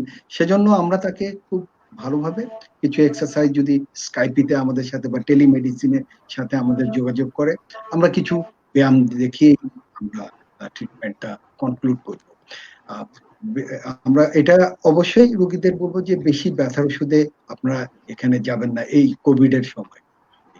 জি, ধন্যবাদ স্যার, স্যার আমি অসংখ্য একটু যদি ধন্যবাদ। অ্যাড করি, জি আমি একটু অ্যাড করতে চাই। জ্যোৎস্না বেগম যিনি বলেছিলেন, যে পেশেন্টের কথা বলছেন, ডায়াবেটিক পেশেন্ট, 52 ইয়ার্স ওল্ড, এবং lower back pain radiated to both legs, so tendon and muscle cramping, এটা উনি অ্যাড জি, করেছেন। স্যার সেটাতে যদি কিছু অ্যাড করতে চান। হ্যাঁ হ্যাঁ, আচ্ছা আচ্ছা, ঠিক আছে। ওই ক্র্যাম্পিং এর জন্য আমরা মাসল রিল্যাক্সেন্ট দিয়েছি, ফেনোব্যাক দিয়েছি, একটু ডোজ বাড়িয়ে দিব, লাইক যদি এক বেলা খায় তাকে ফেনোব্যাকের 3 বেলা খেতে বলবো। আর ওই যে ক্র্যাম্পিং আছে সেজন্য আমরা সলভিয়ন বা ওটা 3 বেলা দিব।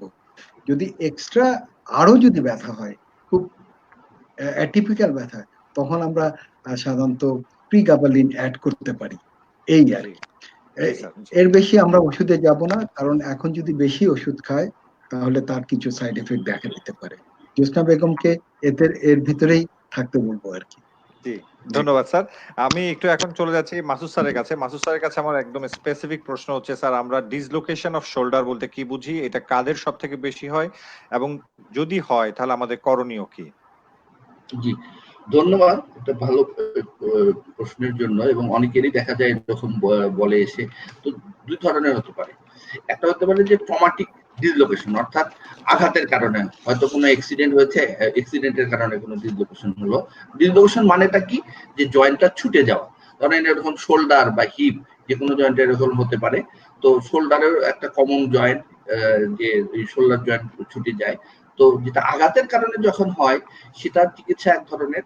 আর যখন মাসল ল্যাক্সিটি বা লিগামেন্টাস ল্যাক্সিটি বা ক্রনিক একটা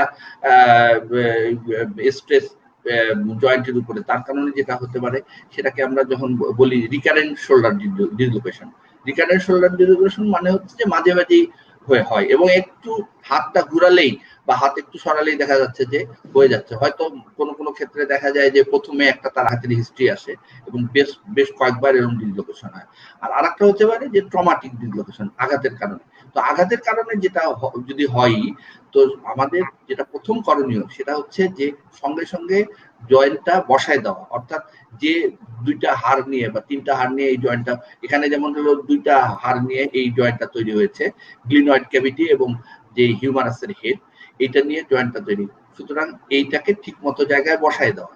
কারণ আমরা যদি তাড়াতাড়ি বসায় না দিই, দুইটা জিনিস হয়। একটা হচ্ছে যে এই জয়েন্টটা তখন আর মানে অপারেশন না করে বা কাটাছেঁড়া না করে বসানো যায় না। আর দ্বিতীয় কারণ হচ্ছে যে এই যে জয়েন্টটা যদি আমরা বসায় না দিই, তো হিউমারাসের যে হেডটা আছে, অর্থাৎ ওখানে যে হাড্ডিটা আছে, হিউমারাস যে হাড্ডি, তার মাথাটায় রক্ত চলাচল কমে ওটা কিন্তু এভাসকুলার নেক্রোসিস হয়ে যায়, অর্থাৎ মরে যায় বোনগুলি। তখন সবসময় ব্যথা হবে এবং তার জন্য অন্য চিকিৎসা করা লাগবে। এই জন্য আমরা তাড়াতাড়ি করেই আমরা চেষ্টা করি যে জয়েন্টটাকে বসানোর জন্য। এই জন্য রোগীদের প্রতি আমার ইয়ে থাকবে, আবেদন থাকবে যে যখনই আপনাদের এইরকম যদি মনে করেন যে আপনার ডিসলোকেশন বা জয়েন্টটা ছুটে গেছে, সঙ্গে সঙ্গে কিন্তু হাসপাতালে ইমার্জেন্সিতে চলে যাবেন, যেন ওটা বসায় দেওয়া হয়। এটা নিয়ে দেরি করবেন না, এক নম্বর কথা। দুই নম্বর কথা হচ্ছে যে আর একটা ইয়ের কথা বললাম, সেটা হচ্ছে যেমন হলো রিকারেন্ট শোল্ডার ডিসলোকেশন, বারবারই জয়েন্টটা ছুটে যাচ্ছে, সেই ক্ষেত্রেও কিন্তু চিকিৎসার দরকার আছে। এবং সেই ক্ষেত্রে চিকিৎসাটা কি হবে, এই জন্য আমরা রোগীটাকে আগে একটু পরীক্ষা করে দেখবো, ফিজিক্যাল এক্সামিনেশন করে দেখবো, হাত দিয়ে জয়েন্টটা বিভিন্ন টেস্ট করে আমরা দেখবো যে কি কারণে হয়েছে এবং তার লিগামেন্টাস ল্যাক্সিটি আছে কিনা বা অন্য কোনো সমস্যা আছে কিনা। এবং তারপরে আমরা তাকে কিছু পরীক্ষা করতে দেবো, যেমন এক্স-রে, সিটি স্ক্যান, তারপরে এমআরআই, এগুলি দিয়ে দেখবো আমরা স্পেসিফিক কি কারণে হয়েছে। যদি দেখা যায় যে ওখানে একটা ইয়ে আছে ল্যাব্রাম, গ্লিনয়েড ল্যাব্রাম, সেইটার কারণে যদি হয়, তাহলে আমরা আর্থ্রোস্কোপি করে, অর্থাৎ না কেটে ওটা দিয়ে আমরা ওই যে ল্যাপারোস্কোপি যেরকম করা হয় গল ব্লাডার বের করার জন্য, সেই রকমই আর্থ্রোস্কোপি আছে, জয়েন্টে ফুটা করে আমরা না কেটে আমরা সেটা রিপেয়ার করে দিয়ে আসতে পারি, তাহলে কিন্তু আর পরে আর ছুটবে না। অথবা যদি এই সমস্যাটা অনেকদিন ধরে থাকে, হাড্ডি বেশ ক্ষয় হয়ে যায়, সেই ক্ষেত্রে অন্যান্য প্রসিডিওর আছে, যেমন ল্যাটার্জি প্রসিডিওর বা অন্যান্য পদ্ধতি, সেগুলি আমরা করে অপারেশন করে সেটাকে কারেকশন করে দিতে পারি। সুতরাং আর একটা জিনিস হচ্ছে যে যখনই এই যখন বারবার ডিসলোকেশন হবে, তবে আমার যে পরামর্শ সেটা হচ্ছে যে চিকিৎসকের কাছে শরণাপন্ন হতে হবে, যে তাড়াতাড়ি করে যেন চিকিৎসাটা ভালো চিকিৎসা হয়। আর যদি ট্রমার কারণে হয়, আঘাতের কারণে, অ্যাক্সিডেন্টের কারণে হয়, সেক্ষেত্রে আমার পরামর্শ হচ্ছে তাড়াতাড়ি চিকিৎসকের ক্ষেত্রে চলে যান। হয়তো দেখা যাচ্ছে যে কোনো একটা হাড্ডি ভেঙেছে, আপনারা 2-3 দিন পরে যাচ্ছেন, সেক্ষেত্রে সমস্যা হবে না। কিন্তু যে কোনো জয়েন্টই ডিসলোকেশন হোক, সঙ্গে সঙ্গে আপনারা চিকিৎসকের কাছে বা হসপিটালে ইমার্জেন্সিতে চলে যাবেন। এই হলো আমার পরামর্শ। জি, ধন্যবাদ স্যার, অসংখ্য ধন্যবাদ।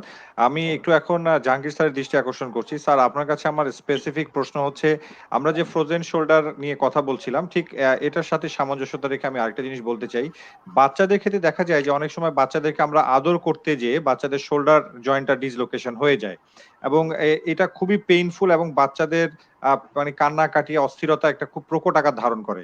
তো বাচ্চাদের ক্ষেত্রে যখন আমরা শোল্ডার জয়েন্ট ডিসলোকেশন হয়, তখন আমাদের আসলে করণীয় কি হবে? বিশেষ করে এই কোভিড সিচুয়েশন, এখন আমরা সবাই বাসায় আছি, হঠাৎ একটা বাচ্চা যদি এরকম সিচুয়েশনে পড়েন, তাহলে আমাদের আসলে কি করতে হবে? আচ্ছা, ধন্যবাদ প্রশ্নের জন্য। তো শোল্ডার অ্যাকচুয়ালি ডিসলোকেশনটা আমি একটু বলে নেই, বাচ্চাদের যেহেতু বলছেন, সাধারণত শোল্ডার ডিসলোকেশন ইয়াং অ্যাডাল্টদের বেশি হয়, আর বাচ্চাদেরও যখন না হয়, সাধারণত ওই ধরনের বড় ধরনের একটা শোল্ডার জয়েন্টটা, শরীরের মধ্যে যত জয়েন্ট আছে সবচেয়ে এর সাপোর্ট কম, মানে এ অল্পতেই জোড়াটা ছুটে যেতে পারে এই শোল্ডার জয়েন্ট। তবে এটা দেখা যায় ইয়াং অ্যাডাল্টদের, যে কোনো আঘাতে বা স্পোর্টসম্যানদের এটা ছুটে যায় বেশি, বা আমাদের দেশে মোটরসাইকেল অ্যাক্সিডেন্ট নিয়ে খুব আসে। তার বাচ্চাদের যদি জোড়া ছুটে যায় তখন আমরা দেখি যে এর জন্মগত কোনো ত্রুটি আছে কিনা, যে তার ওই যে জয়েন্টগুলা লুজ আছে কিনা, বা জন্মগতভাবে তার মাসলগুলা ডেভেলপ হয় না যেটা, বা সুন্দর মাসেল নাই, অন্য কোনো অসুবিধা আছে কিনা। এখন যদি এই বাচ্চাদের তীব্র ব্যথা, সাধারণত কেউ হাত ধরে টান দিতে গেলে বাচ্চাদের টান দিচ্ছে হাত ধরে, কবজি ধরে, তার সেখানে জোড়া ছুটে যাওয়ার। তবে এই জোড়া শোল্ডার জয়েন্ট জোড়া ছুটার আগে আমরা তাকে ধরে নেই যে তার এলবোতে একটা আছে রেডিয়াল হেড, এলবো জয়েন্টের একটা ফুলড এলবো হয়, জোড়া ছুটে যায়। অধিকাংশ ক্ষেত্রে আমরা দেখি যে বাচ্চা টান মারছে কোনোই এবং কাঁধের জোড়া, এই দুইটাতে অসুবিধা নিয়ে আসে। অ্যাকচুয়ালি বেসিক্যালি তার অসুবিধাটা হলো থাকে কোনোইতে ফুল এলবো, সেখানে সিম্পল একটু টান দিলে বসে যায়, ভালো হয়ে যায়। কিন্তু কাঁধের জোড়া এটা সাধারণত যদি ছুটে, এটাকে যে এই পরিস্থিতিতে তাকে ইমার্জেন্সিতে, হাসপাতালে ইমার্জেন্সিতে আসবেই। যেভাবে তারা জোড়াটা ছুটে গেছে, ইমার্জেন্সিতে আসার পরেই হয়তো আস্তে আস্তে অনেক সময় জোড়াটা এমন থাকে যে বসে যায় নড়াচড়ায়। আবার যদি না বসে, সেক্ষেত্রে ইমার্জেন্সিতে আসার পর হাসপাতালে তখন একটা চেক এক্সরে করা হয়। এক্সরে করার পরেই তারপরে হয়তো অনেক সময় ইমার্জেন্সিতে আমার ইমার্জেন্সি মেডিকেল অফিসার যারা থাকে, ডাক্তাররা তারা বসিয়ে দেয় একটু, হয়তো তাকে ঘুমের ওষুধ দিয়ে। অথবা যদি না হয়, বারবার চেষ্টা করে, বাচ্চা যদি অতিরিক্ত রেস্টলেস থাকে, কান্না করে, সেটা না হয়, তাহলে তাকে ইমার্জেন্সি অপারেশনে অজ্ঞান করে এটা বসিয়ে দিতে হয়। খুবই সিম্পল, জাস্ট টান দিলেই আর একটু ম্যানিপুলেট করলে বসে যাবে। তারপরে এটা বাচ্চাদের হলে বা ইয়াং বয়সে জোড়াটা ছুটে গেলে সাধারণত 3 সপ্তাহ জোড়াটাকে বেঁধে রাখতে হয়, আমরা বলি ইমোবিলাইজেশন করে রাখতে হয়। তারপর 3 সপ্তাহ পরে তাকে খুলে একটা নির্দিষ্ট ব্যায়ামের মাধ্যমে হাতটা স্বাভাবিক করতে হয়। এটা হলো এই সিচুয়েশনে যদি তার অ্যাকুট জোড়া ছুটে যায়। জি, হ্যাঁ, ধন্যবাদ এইভাবে স্যার। আমরা থেকে। সুপ্রিয় ধন্যবাদ। দর্শক শ্রোতা, আপনারা উপভোগ করছেন voice of doctors, powered by SK pharmaceuticals limited, এবং নলেজ পার্টনার হচ্ছে অস্ট্রোকেলজি এবং ইসরাল মাস। আমাদের হাতে সময় খুব অল্প আছে, সমন্বয় আমি যদি ভুল করে না থাকি, আমাদের হাতে খুবই অল্প সময়, এবং আমি বলবো যে এখন খুব সংক্ষেপে আমি তিনজন স্যারকেই একটা করে কমেন্টস করার জন্য বলবো। প্রথমে আমি পারভেজ হাসান স্যার আপনার কাছে যাচ্ছি। মুরাদ ভাই, সেই অ্যাডভাইসে আমরা নিশ্চয়ই যাব, কিন্তু অ্যাডভাইসের আগে আসলে অনেকের যেগুলো প্রশ্ন রয়ে গেছে সেগুলোকে আমাদের করা উচিত না? আচ্ছা, জি হ্যাঁ, জি, সেগুলো আমার মতে আপনার প্রশ্নগুলো আমরা নিয়েছি, কিন্তু যারা আমাদের ফেসবুক লাইভের মাধ্যমে দেখেছে তাদের প্রশ্নগুলো আসলে নেওয়াটা প্রয়োজন, কারণ তারা আমাদেরকে সময় দিয়ে দেখেছে, রাইট? সো সেই প্রশ্নগুলো একটু অ্যাড্রেস করাটা দরকার, যেহেতু তারা না হলে তারা মন খারাপ করবে বা তাদের সমস্যা থাকতে পারে কিছু, রাইট? যেমন নয়ন সুশীল বলছেন যে আমার মায়ের কোমর ব্যথা করছে 1 বছর ধরে, সামান্য প্রেসার ও গ্যাস্ট্রিকের সমস্যা আছে, উনি কি ওষুধ খেতে পারবেন প্রাথমিকভাবে, এরকম একটা কথা উনি বলেছেন। আর পারভেজ স্যারকে আমি বলে দিচ্ছি, পারভেজ স্যার খুব সংক্ষেপে যদি উত্তর করেন, একদম 10 সেকেন্ডে। হ্যাঁ জি, যে কোমর ব্যথা আমরা যে কোনো ইতিহাস, শারীরিক পরীক্ষা এবং এবং এক্সামিনেশনের পরে ইনভেস্টিগেশন করে তার আমরা ডায়াগনোসিস করব। কারণ যদি ওল্ড এজ, লাইক অনেক বছর 50-60 বছর বয়সে যদি হয় শুধু, তাহলে পিএলআইডি বা অন্যান্য কজ চিন্তা করলে হবে না। তাকে অবশ্যই আমরা ম্যালিগনেন্সি কনসিডার আমরা চিন্তা করব। তার মানে এটাকে ইনভেস্টিগেশন অবশ্যই আমাকে করতে হবে।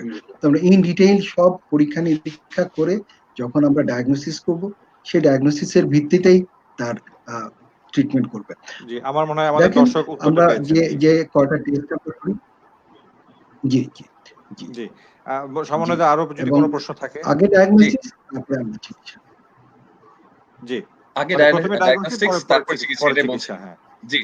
সাইম রেজা বলছেন 70 years old male suffering from RT shoulder pain for 1 month, pain increases in night, even ব্যথায় উঠে যাচ্ছেন রাতেবেলা ঘুম থেকে, there is mild restriction in flexion but other movements are normal, he took naproxen but there is no significant improvement, x-ray shoulder joint appears normal, diabetic patient, so what can he do for that? জি, এখন উনি কি করবেন? আমি চলে যাচ্ছি মাসুদ স্যারের কাছে। Sir আপনি যদি একটু সাপ্লিমেন্ট করেন। জি, আচ্ছা, বয়সটা কত বললেন? 70। আচ্ছা, তো এই 70 ইয়ার্সে বিভিন্ন কারণে যে পেইনটা হয়, তবে একটা কমন একটা কারণ হয় যে রোটেটর কাফ টিয়ার। তো এটা কিন্তু এক্সরেতে বোঝা যায় না, এই জন্য এমআরআই করতে হবে। এমআরআই করে দেখলে তখন বোঝা যাবে যে কি কারণে হচ্ছে। এবং প্রাথমিকভাবে উনি যেটা করতে পারেন যে কিছু কিছু ফিজিওথেরাপি করতে পারেন এবং তার সঙ্গে একটু ক্যালসিয়ামের ওষুধ, তারপরে হচ্ছে যে মাসেল রিল্যাক্সেন্ট খেতে পারেন। কিন্তু কথা হলো যে আমাদের এই পরীক্ষা মানে এই পেশেন্টের জন্য যেটা লাগবে যে ইতিহাসটা ভালোভাবে শুনে কিছু পরীক্ষা নিরীক্ষা, যেমন এক্সরেতে কিন্তু কোনো কিছু পাওয়া যায়নি, সেই জন্য একটু এমআরআই এর দিকে যেতে হবে। এবং অনেক সময় এরকম বয়স্ক মানুষদের যেটা হয় যে পার্শিয়াল রোটেটর কাফ টিয়ার বা কমপ্লিট রোটেটর কাফ টিয়ার থাকে, সেই ক্ষেত্রে বিভিন্ন ধরনের সার্জারি অথবা অনেক সময় যে আপনার হলো লাইফস্টাইল মডিফিকেশন এবং কিছু ফিজিওথেরাপি দিয়ে এটাকে আমরা কন্ট্রোল করতে পারি। তবে এখন যেটা উনি করতে পারেন যে এরকম অস্ট্রোক্যাল জি এবং একটা মাসেল রিল্যাক্সেন্ট খেতে পারেন ফেনোব্যাক, এটা খেলে মোটামুটি এখন মানে কোভিড এর পর্যায়ে হয়তো সাময়িক রিলিফ পাবেন, কিন্তু পরে হয়তো একটু দেখিয়ে নিতে হবে। জি ধন্যবাদ স্যার, ধন্যবাদ। সাময়িক রিলিফ পাবেন। জি ছোট্ট করে জাস্ট করে দিচ্ছি। Utpal Kumar Kundu, pain shoulder joint, elbow joint with mild movement restriction, what to do, age 53 years, এটা বলেছেন। এটা একটা আরেকটা জাস্ট ছোট্ট করে একবারই বলে দিচ্ছি, বিকজ এরকম শোল্ডার জয়েন্ট রিলেটেডলি প্রশ্ন অনিরুদ্ধর সাথে করেছেন, সেটা আমরা করেছি যে pain in shoulder migrates to shoulder joints and arms. Similar দেখে বলছি যে এগুলাকে আমরা একত্রেই শোল্ডার জয়েন্টের এটা করছি, সেটা অ্যাড্রেস করব। জি জাহাঙ্গীর স্যার, আপনি যদি খুব সংক্ষেপে একবার এটা যে কথা আমি ওনাদের প্রশ্ন বুঝে যাচ্ছি যে এটা শোল্ডার রিলেটেড পেইন। শোল্ডারের দুই ধরনের ব্যথা, একটা অন্য জায়গা থেকে আসতে পারে ঘাট থেকে, আরেকটা হলো শোল্ডারের নিজে। এবং এই ধরনের শোল্ডার নাড়াচাড়া করতে গেলে আপ টু শোল্ডারের বাহুর মধ্য পর্যন্ত এই ব্যথাটা আসে। দেখা যায় পিছনে হাত নিতে গেলে ব্যথা, মাথায় চিরুনি আছড়াইতে গেলে ব্যথা হয়, প্যান্টের পকেট হাত দিতে পারে না, জামা কাপড় খুলতে পড়তে গেলে ব্যথা হয়, এই কাঁধে শুতে পারে না। এই ধরনের পরিস্থিতিতে আমরা বলি তাকে ইমপিজমেন্ট। তাহলে এটা কয়টা কারণে হতে পারে, যেমন তার যদি কোনো টিস্যু ওখানে বার্সা থাকে, ভার্সাইটিস, টেন্ডনের মাসেল গুলা প্রদাহ হতে পারে, অথবা অনেক সময় জয়েন্টের ভিতরে ছোট ছোট হাড় বেড়ে যায় এই ধরনের, অথবা মাসেল গুলা কিছু অর্ধেক অর্ধেক ছিঁড়া থাকতে পারে, অথবা জয়েন্টের এই বয়সের কারণে অনেক সময় ডিজেনারেটিভ টিয়ার বলে, এগুলা সব মিলে আমরা বলি ইমপিজমেন্ট সিনড্রোম। এর জন্য চিকিৎসা হবে, প্রথম তাকে একটা এক্সরে করতে হবে, প্রয়োজন বোধে এমআরআই লাগবে, তারপরে চিকিৎসাটা শুরু হবে। প্রথম কনজারভেটিভ যেভাবে আমরা বলি, কিছু ব্যথার ওষুধ দেওয়া, কিছু ফিজিওথেরাপি দেওয়া, গরম সেক দেওয়া, আর হালকা ব্যায়াম করা, হাত সামনে ওঠা, পিছনে নেওয়া, ঘাড়ের পিছনে নেওয়া, আর মাসল একটু রেজিস্ট্যান্ট এক্সারসাইজ। এখন এই রকমের কনজারভেটিভ চিকিৎসা যদি 2 থেকে 3 মাসে আমরা যদি তার ইমপ্রুভ হয়ে যায়, তার পারেন ওকে সে ভালো হয়ে যাবে। যদি না হয় তখন আমরা বলবো অন্য কিছু ইন্টারভেনশন লাগবে, অর্থাৎ সার্জিক্যাল প্রসিডিউর, আমরা যেটা আজকাল আর্থ্রোস্কোপিক সার্জারি বলি, ছোট ছিদ্রের মাধ্যমে ভিতরে গিয়ে জয়েন্টটা পরিষ্কার করে দেওয়া, ছোট হাড় বের হলে সেটাকে বের করে নিয়ে আসা, ছোট ছোট মাসেল যদি তার মাংস ছিঁড়ে যায় তাকে রিপেয়ার করে দেওয়া, পরিষ্কার করে দিলে সে আলটিমেটলি পূর্বের অবস্থায় ফিরে যাবে। এটাকে বলা হয় না কেটে যন্ত্রের সাহায্যে আর্থ্রোস্কোপিক সার্জারি, ডিকম্প্রেশন করা। জি ধন্যবাদ স্যার। সমন্বয় আপনার দৃষ্টি আকর্ষণ করছি। মুরাদ ভাই ধন্যবাদ। মুরাদ ভাই শেষ প্রশ্ন, যেটা আমি অনেকের এখানেও পেয়েছি এবং আমার নিজেরও আমি সেটা আসলে ফেস করছি, যেটা হচ্ছে যে পায়ের তালুতে ব্যথা ফিল করছে, সেটা বসে থাকলে হোক বা শুয়ে রেস্ট নিলেও ফিল করছি।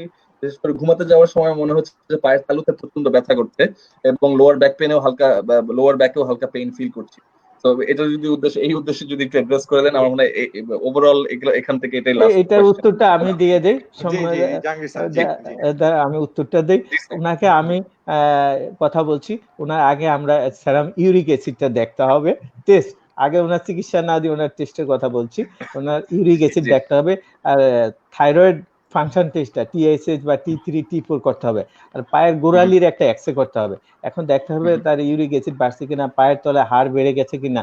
আবার বলছে কোমরেও ব্যথা, তাহলে কোমরের একটা লাম্বোসেক্টাল এক্সরে করে দেখতে হবে। এখন এই যেগুলো সমন্বয় করে যদি আমি দেখি তার পায়ের তলা হাড় বাড়ে না, থাইরয়েড হরমোন লেভেল ঠিক আছে, সেরাম ইউরিক অ্যাসিড লেভেল ঠিক আছে, তাহলে তার চিকিৎসাটা, আর কোমরে এক্সরে করে যদি ওটা যদি ভালো থাকে তার চিকিৎসা হবে কনজারভেটিভ, অর্থাৎ একদম তার রেগুলার কোমরে ব্যায়াম করতে হবে, পায়ের তলার ব্যায়াম করতে হবে, তাহলে উনি সুস্থ হয়ে যাবে। পায়ের তলা কিরকম, সকাল বিকাল দুবার হালকা কুসুম গরম পানিতে পাটা ভিজাবে, নরম জুতা ব্যবহার করবে, পায়ের তলাটা ম্যাসাজ করবে, কিছু পার্টিকুলার ব্যায়াম করবে, আর যদি মাঝে মাঝে ব্যথার জন্য কিছু ব্যথার ওষুধ খেতে হবে, আর কোমরে ব্যায়াম করবে, তাহলে আমি মনে হয় যে উনি সুস্থ হয়ে যাবে। আর যদি বেশি ব্যথা করে রাত্রে বেলা শোয়ার সময় একটু অলিভ অয়েল দিয়ে ম্যাসাজ করলে অনেক সময় ভালো হয়ে যাবে।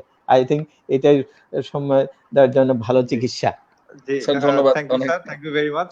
সমন্বিত আমরা মনে হয় আসলে অনুষ্ঠান একদম শেষ জি পর্যায়ে চলে এসেছি। জি, জি এবং আমি আমার এন্ড থেকে ক্লোজ করতে চাচ্ছি। সমন্বিত আপনি যদি সাপ্লিমেন্ট করে ক্লোজ করেন, তো অনুষ্ঠান শেষ করার আগে আমি আবারও দর্শক শ্রোতাদেরকে উদ্দেশ্যে বলবো, এই কোভিড সিচুয়েশনে আপনারা সবাই নিরাপদ থাকুন, বাসায় থাকুন, এবং আমরা প্রতি যে ডক্টরদেরকে নিয়ে আসছি তাদের কথা শুনুন, তাদের গাইডলাইন শুনুন। এটা আপনাদের সবার জন্য ভালো হবে।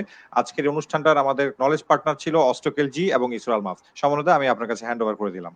অনেক অনেক ধন্যবাদ। আমাদেরকে আসলে অনেকেই কমেন্ট করেছেন যারা এই মুহূর্তে আমাদেরকে দেখেছেন, পুরোটা সময় জুড়ে আমাদের সাথে ছিলেন, তাদেরকে অসংখ্য ধন্যবাদ সাথে থাকবার জন্য এবং আপনাদের প্রশ্নগুলো করবার জন্য।